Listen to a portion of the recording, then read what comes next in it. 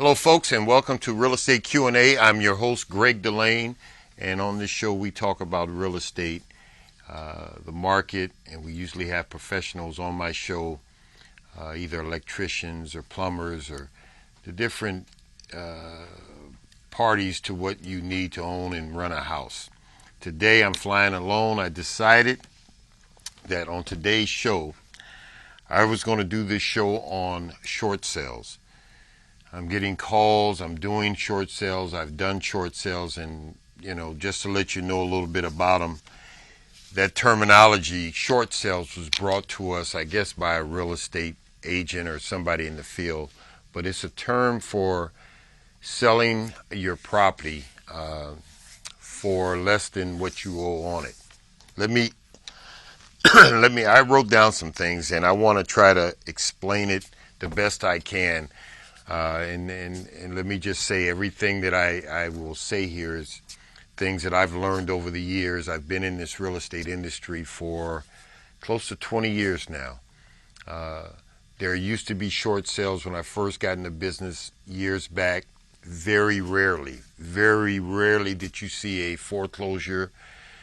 People used to go down to the courthouse to bid on them. Now you see them quite a bit, and there were not a lot of board-up homes, but now you see a few of them in different areas. What is a short sale? A short sale refers to the sale for less in the amount owed on the property, and banks agree to forgive all or a large portion of that money owed, of the difference. Say if the house, you owe $500,000 on the property, and for whatever reason, and we'll talk about that a little later on in the show, the house is now worth $300,000, and the difference in that is what you're looking for the bank or the lender or whoever owns that property that you're making your mortgage payments to forgive the difference of the debt.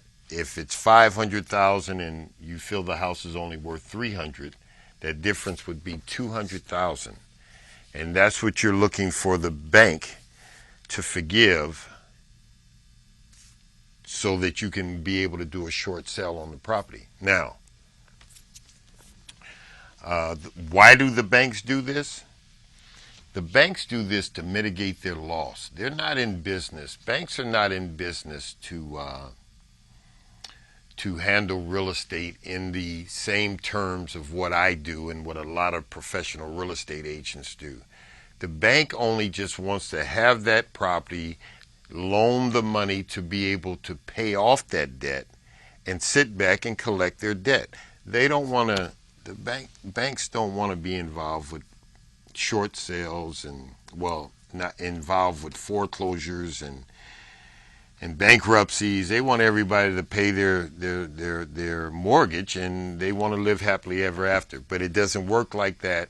So when problems occur, then they have to step into it. And a big reason for them to mitigate their loss is because it would take them, they would lose more if they went through the process of filing foreclosure and evictions and then trying to get the house back on the market. And we live here in New York. I'm handling a couple of bank properties right now, and they haven't had any service on them for 3 winters. It gets tough up here. People have broken into one of these houses. They've stole all the copper piping, so it costs the bank a lot just to keep the property up. So they're willing to accept the loss, and that's called a short sale, and they get a chance to mitigate their losses. Now, what they are forgiving is the loss of the difference in what is owed on the property and what the person who is living in the property feels the property is worth. And you ask yourself, well, what is a negative equity? A negative equity is the amount owed and what the property is worth now. Think of it like a car. If you bought a car for $15,000, the second you drove it off the lot, it's only worth $10,000. then you don't have the same equity in what you paid for that vehicle. That happens in time, and it certainly happens in time with properties. Uh, Let me just read this, what I have. I wrote down some things. Negative equity is also known as being upside down. The property's upside down. Negative equity is the difference between the value of the asset and the outstanding portion of the loan taken out to pay for that asset. When the latter exceeds the former, that's what you have. You have negative equity. Um, how do these things happen? Let me just share with you that a lot of people bought their properties during the height of the market 7 years ago. Let's say back in 2003, 4, and 5, properties were selling way above uh, what they were probably really worth. Now, having said that, let me tell you who determines what things are worth. People buying things determine what they're worth. I sit with sellers a lot of times when we talk about possibly putting on their property on the market. And I must let them know that a seller can say, well, I want $350,000 or I want $800,000 for my property. Well, that's great what you want. Who will determine what that property is worth is the fair market. Who determines what the fair market is? It's people buying things. And let's take it away from houses. Let's make it very simple. If I walk into a shoe store and I want to buy a pair of shoes, and the guy has these shoes on the market for $300, and I say, wait a minute, $300, that's quite a bit. And I'm not paying that. And I walk out and I look and shop and compare, and I find another store that's selling them for $250, and I think that's too high. I go to another store and I find them for $175. I might think that's too high. I might go back to the original first store, and this guy now has dropped his price. When the price gets down to what I think the price is worth for me to buy those shoes, that's what I will pay. And that's what determines what those shoes are really worth, what the buyers pay for the shoes. People buying things determine what things are worth, not people selling things. So I certainly sit with sellers sometimes and I say, listen, you can put your house on for whatever you want. People looking at these houses will determine what the fair market is. That not only deals with the people looking, but how many other houses are on the market just like yours for less. So that is a competition that has to occur for people to determine what your property is worth. Now, why do people get in trouble, and how do these properties become short sales? There's a couple answers here I have for that. You either bought in the height of the market, and now the market has declined, and they paid more than the property's worth. And that clear thing of what happened after the bubble burst in the real estate industry, I remember there were multiple offers on properties. Banks at that time was just giving away money. They were letting you buy, and people were doing it with no money down, no income verification, just being able to buy whatever they wanted. Now it is so tough right now. The banks are not loaning the way they did before. And personally, I have a problem with that, in that the banking industry went to our government and asked to be bailed out and took millions and millions of dollars to be bailed out. And then the same thing they asked for, they're not willing to give to people coming to them. I'm involved with a deal right now, an FHA loan, and it's amazing that one of the conditions on the loan that I found out was that the buyer for this house has to justify why she put a deposit of $750 in her bank account. They want to know about that. And I thought well, that's $750. Why are you asking for justification of $750? And the FHA rules can determine it. Listen, if it was a check, why didn't you deposit a check? Where did that cash come from?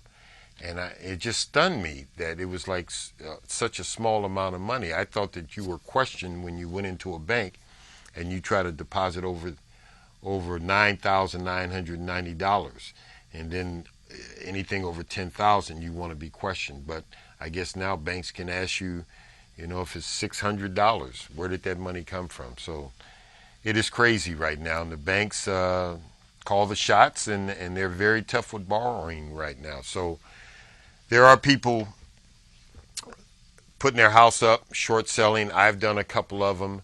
One of the most important things to remember is if you do a short sale on your property, make sure you get a professional agent that knows about short sales, that has done them.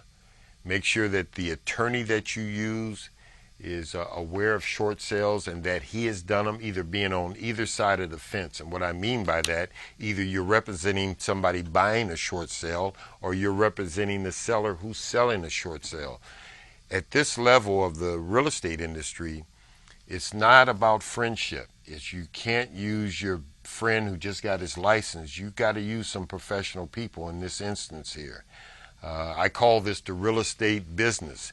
It's not the real estate friendship. And when you're dealing with something that is so important, make sure you deal with professional people. You can always give our office a call, but I'm not the only broker here that's been in this business and realtor that is professional. There's a lot of great offices. Just reach out and ask. But make sure your attorney knows about short sales and what they're doing. Okay, let's talk a little bit more about negative equity. The property has become less desirable for many reasons, so properties' values have declined. There can be something moved into your neighborhood that might change the value of what your community is doing. A few years back, about 15 years ago, I sold a property, and it was bought by a company that wanted to put not a shelter, but it was some kind of situation that they worked out for the homeless to be there. And I got so much static from the neighbors and the people in that community, because everybody wants to take care. Everybody wants to help people that have that need a three-quarter house or a homeless shelter or something that deals with women that need shelter or men that need shelter. Everybody wants to help, but nobody wants that next door to them. Because if you pay $500,000 or $1 million for your property, and then they open up some three-quarter house or some halfway house or something right down the block from you, when people are looking to buy houses and you're walking up and they say, wow, what is that over there? That agent has to tell the truth. He has to say, well, that's a homeless shelter. What? Can we go look at the next house right away? So there are factors that can happen that can turn around the value of the homes in your neighborhood. There can be, unfortunately, something very tragic happened and crime. There's all kind of things that can happen. And then with today's technology and the media and all this stuff, people can get out so much information that, without actually knowing that things can turn, and your neighborhood can be seen not as a great neighborhood, can be seen as gang related, can be seen as, well, there's some guy got caught down the street selling drugs. Any number of things can change the value. All right? The buyer who got the house. He got the house, great price, everything's working out. Guess what? He decided to refinance. He refinanced it for some outrageous number, and now the market has settled back down to a stable number of what those houses are really worth, and now his house is underwater. He owes more than his house is worth. It can happen through refinancing. Now, refinancing is a great thing to be able to do, because you might have to do it because there's an illness in your family. Certainly if my parents needed help from me, I would sell everything I got to help them, because they raised me. And as parents get older, it's the responsibility, I feel, and this is just my opinion, for me to take care of my family. And my mother and father shouldn't have to want for anything if I'm walking on this earth. So that's just my belief. Things change, though. All right? That's another reason. Uh, the market is soft because there's too much builder inventory. Listen, right now it is March the 22nd, and it's still snow outside on the ground. In the next month, there will be an abundance of new homes, not new homes, but just new listings coming on the market. People are going to put a lot of stuff on the market.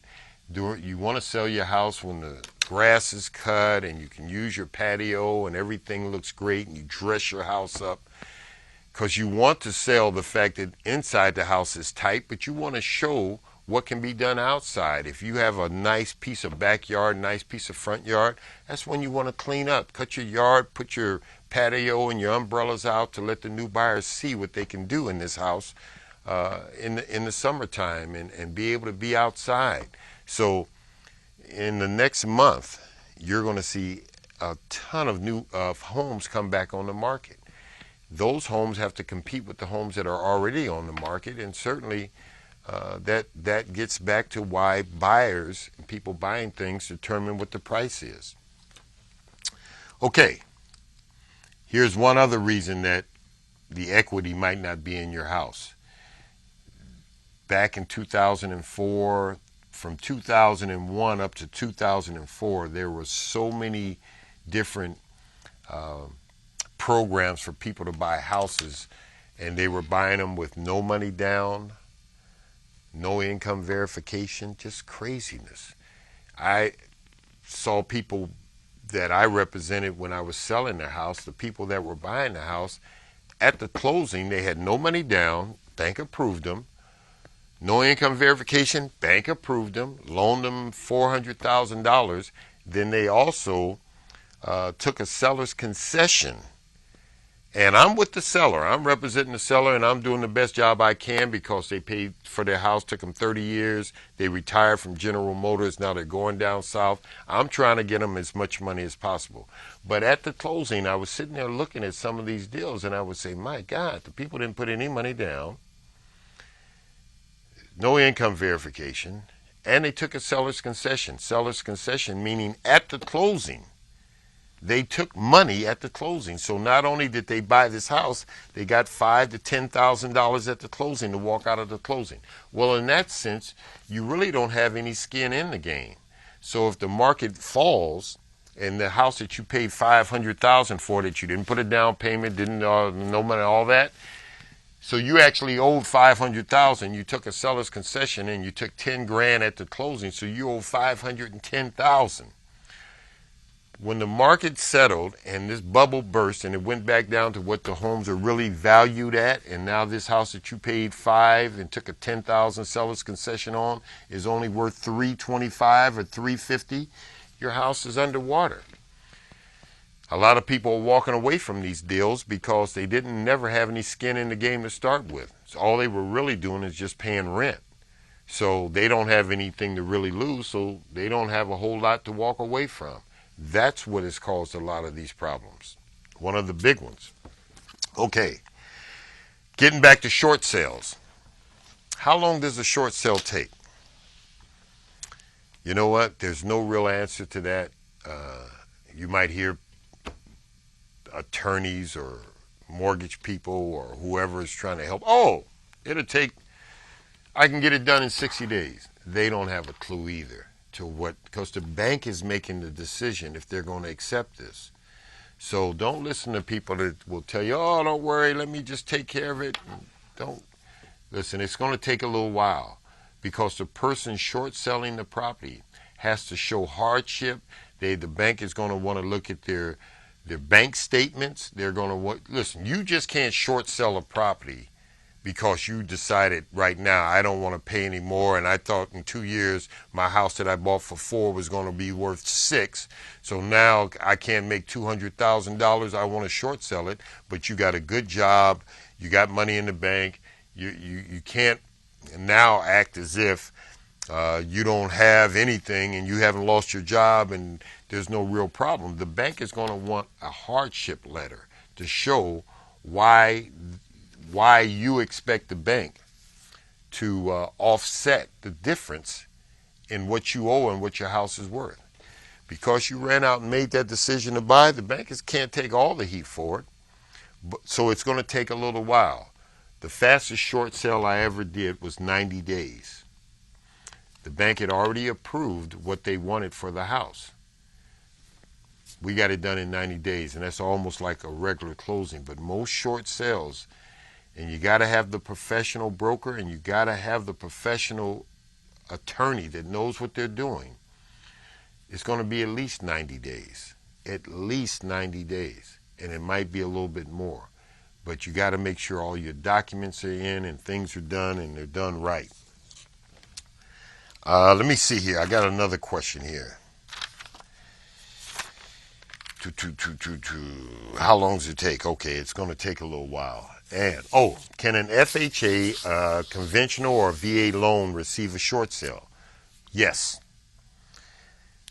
An FHA can do one, can purchase a short sale. VA loans can purchase a short sale. It doesn't have to be all cash. People think short sales, well, the people coming in, they're going to offer whatever they want. Let me just tell you that a short sale, just because a person says, well, I'm paying all cash, that does not change the structure of the short sale. The bank does not look at that and make that the determining factor of whether they're going to allow that seller and whether they're going to allow themselves to mitigate the difference in what's lost, the difference. The cash doesn't make the difference. And there's a lot of people, all cash buyers, and they, the old saying, cash is king. But if the house is owed $500,000 and the market now is only worth $300,000 because a house just like that sold down the street for $300,000, you owe $5,000, so you're underwater for $200,000.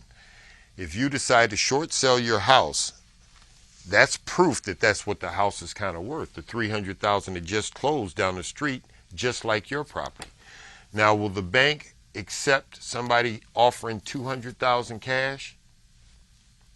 No, that doesn't change things. An all-cash offer does not change what the time is going to take for the bank to do what it does with a short sale. It doesn't happen like that. Now, one other thing, and I can't say this enough to get back to knowing that you have to use professional people. Please, because it's going to take some time, and it's every day. I'm dealing with 2 short sales right now, and I don't have problems. Let me just say, I don't have bad days. I have character building days. So every day I find out how much I don't know, and I try to work out, because I'm doing the best job I can for the seller, and I know the agent representing the buyer is doing the best job they can. But every day is a character building day. I find out what I don't know, and I work harder and harder to see if I can get this done, because my job is to do the best job I can for the person trying to get out from under this and move on. And I don't win all the time, but when I lose, I don't lose the lesson.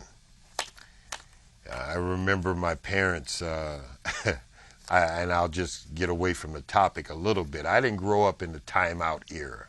There's children today that they live in the timeout era, and they have never felt the feeling of a belt across their butt, because times have changed. But I remember my parents talking to me after I got my spanking, and they want to hug and talk to me to reassure me that they loved me. They would tell me that lessons will be repeated until they're learned. So I've never forgot that, and the older I get, the wiser my parents get. Lessons will be repeated till they're learned. So every day when I'm on the phone and I'm dealing with the banks, or I'm dealing with the attorneys, and I'm trying to get all the documents in place to help my sellers with their property, whether it's a short sale or not, every day I find out how much I don't know. And certain things I find out, I have to remember it. It's all right to lose, but do not lose the lesson. So that's just an old story my folks used to tell me. Lessons will be repeated until they're learned. So in short sales, Short sales is when a property is upside down, more is owed than the property is worth. Who can buy a short sale? VA can buy it. Fannie Mae can buy it. FHA, conventional. Does all cash offer on a short sale change it and make it happen quicker? No. Another huge thing, make sure you use an attorney that knows what he's doing. And these that I'm sending out, my mailers has one of the best attorneys on here. Where is he? Wayne Martell. He's been on my show. Wayne Martell's been in the business 40 years. He knows this business like a lot of attorneys. Just don't go on what I'm telling you. Shop and compare. That's the same thing with real estate agents and real estate brokers. Shop and compare. Find somebody that will be honest and tell you exactly the truth. Not what you want to hear, but the truth. It's important. So I think we've had a pretty good show. The short sale business is something that's going to be around here for a while. It can stop you from getting into a foreclosure. Short sales allow you to stay in the home a little longer, save some money, and move on. Now remember, don't be too stressed out over this. You can always call our office. My number is, I don't know if it's on the air there, but at the show when the credits read, you can see what our office number is. Give us a call. The only stupid question is the one you don't ask. I've been doing this for a while, and I'm trying to help each and everybody I can with the process of buying or selling a home. Okay? So,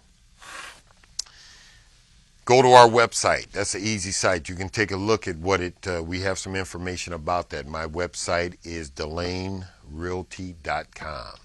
DelaneRealty.com. Go to my website.